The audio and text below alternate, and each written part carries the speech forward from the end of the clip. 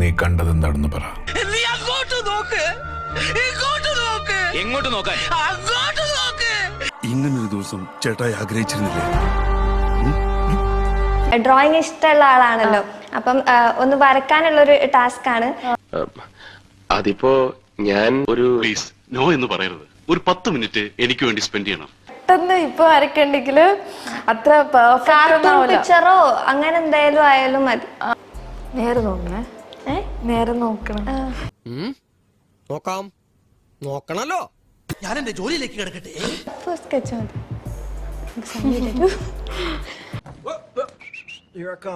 Sketch മതി.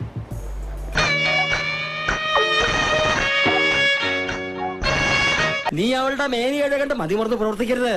Sorry, നഗ്നത എന്റെ ഒരു വീക്കെൻഡ്സാ. അതങ്ങനെ കണ്ട ഏപ്പറത്തിൽ അസിസ്റ്റന്റ് ആയിട്ട് നടന്നവനെയൊക്കെ പിടിച്ച് ക്യാമറാമാൻ ആക്കിയാ ഇതല്ല, ഇതിനപ്പുറം സംഭവിക്കും. കൊറേ സമയം വേണം ആവണ്ടിക്കലേ. അയ്യോ പതുക്കെ മതി, ഇനിയോട്ട് റെഡിയായില്ലേലും വലിയ പ്രശ്നമൊന്നുമില്ല.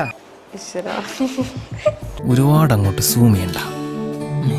ബേസ്റ്റ് ക്യാമറമാനാ സാറേ, പക്ഷെ ഒറ്റ കുഴപ്പമുള്ളൂ, ഇവൻ എങ്ങനെ ക്യാമറ വെച്ചാലും കഴുത്തിന് താഴേക്കേ വരുള്ളൂ. മോനെ, ഞാനതൊരു ബിസിനസ് ആയിട്ടല്ല കാണുന്നത്, ഒരു ജീവകാരുണ്യ പ്രവർത്തനം.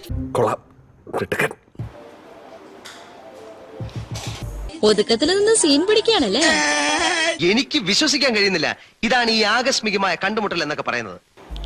എനിക്ക് കാർട്ടൂൺ അങ്ങനെ ആവില്ല, നോർമൽ ആയിട്ടുള്ള തന്നെ വരക്കുന്നത്. ഇങ്ങനെയൊക്കെയുള്ള അവസരങ്ങൾ വളരെ അപൂർവമായിട്ട് ഒരു പരിശീലനം കൂടി ആയിക്കോട്ടെ. എന്റെ പൊന്നോ, ഒടുക്കത്ത അഭിനയം. ഓവറാക്കരുത്, ഇതാണ് നിനക്കുള്ള കുഴപ്പം. ഏറ്റല്ലേ ഏറ്റ്.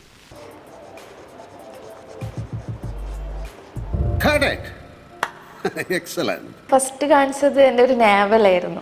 എന്താ ഇത്, ഈ കാര്യങ്ങളൊക്കെ ഇങ്ങനെ പരസ്യമാക്കാം? അപ്പോ ആ നാവല് കാണിച്ചപ്പോ തന്നെ എല്ലാരും നാട്ടുകാരും മൊത്തം അറിഞ്ഞു. നിന്നെ നിരുത്സാഹപ്പെടുത്തുന്നില്ല, ശ്രമിച്ചോളൂ. കാരണം പടക്കങ്ങൾ എന്നും എന്റെ ഒരു വീക്ക്നെസ് ആയിരുന്നു. കാരണം ഇൻസ്റ്റഗ്രാമിൽ നല്ല റീച്ച് ആയിട്ട് ഫോട്ടോ ആണല്ലോ. ഇത് കൊള്ളാമല്ലോ, നല്ല സുഖമുള്ള പരിപാടിയാണല്ലോ. ആർക്കായാലും സംശയം തോന്നാം എനിക്ക് എന്താ വേറെ പണിയില്ലേന്ന്. ഞങ്ങളും ചോദിച്ചു. അപ്പോ നാട്ടുകാരെല്ലാം ചോദിച്ചു തുടങ്ങി, ഫ്രണ്ട്സ് ചോദിച്ചു തുടങ്ങി, ഇതെന്താ നാവലൊക്കെ കാണിച്ച്. അപ്പൊ പ്രതീക്ഷയ്ക്ക് വകയുണ്ട്. ഇന്ന് കളിയുണ്ടോ ചെമ്പകം? ഫസ്റ്റ് അങ്ങനെ ഒരു സംഭവം ഉണ്ടായില്ല, പിന്നെ ഞാൻ അതുപോലെ തന്നെ ബോൾഡ് ചെയ്യാൻ തുടങ്ങി. എനിക്ക് പിന്നെ ധൈര്യം കുറച്ച് കൂടി. കുറച്ച് പ്രോഗ്രസീവായിട്ട് ചിന്തിക്കല്ലാരും ഉണ്ടായിരുന്നില്ല, അടിച്ചിന്റെ കാരണം വിളിക്കും ചെയ്യാനുള്ള ഇതെന്താ ഇങ്ങനെ ചെയ്താൽ എന്താ കുഴപ്പം, ചെറുപ്രായമല്ലേ, അതൊക്കെ കാണും. പിന്നെ ഞാൻ അങ്ങനെ കുറെ ഫോട്ടോസ് എടുത്തായിരുന്നു നാവല് കാണിച്ചിട്ടൊക്കെ. ഈ ഉള്ള ആയുധം വെച്ച് യുദ്ധം തുടരൂ. പിന്നെ നാവല് കാണിച്ചു, പിന്നെ ഒന്ന് ക്ലീവേജ് കാണിക്കാം, അങ്ങനെ തോന്നി അതങ്ങനെ വരൂ, അതങ്ങനെ സംഭവിക്കൂ. ഈ ലോകത്തിന്റെ ഒരു പോക്കേ വന്ന് തീരെ കൾച്ചർ അല്ലാതായി. Bloody country people.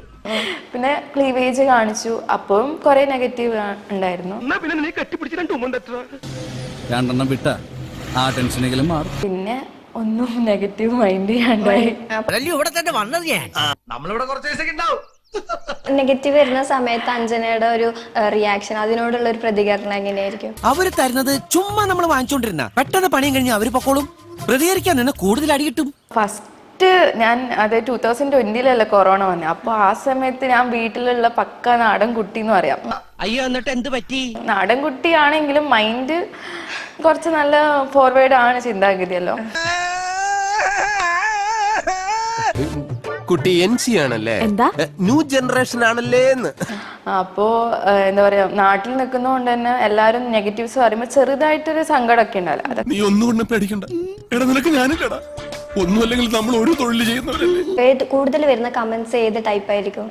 അതൊന്നും ചോദിക്കണ്ട, വളരെ മോശമായ കാര്യങ്ങളാണെന്ന് മാത്രം തൽക്കാലം മനസ്സിലാക്കിയാൽ മതി. കൂടുതൽ വരുന്ന കമന്റ്സ് പറയാൻ കൊള്ളാത്ത വേർഡ്സ് ഒക്കെയാണ് വരുന്നത്. അപ്പൊ വിളിക്കാനുള്ളവരൊക്കെ വിളിക്ക്, പറയാനുള്ളവരോടൊക്കെ പറയും. നടക്കട്ടെ കാര്യങ്ങൾ നല്ല ഞെരിപ്പായിട്ട്. ജയ് ജവാൻ ജയ് കിസാൻ.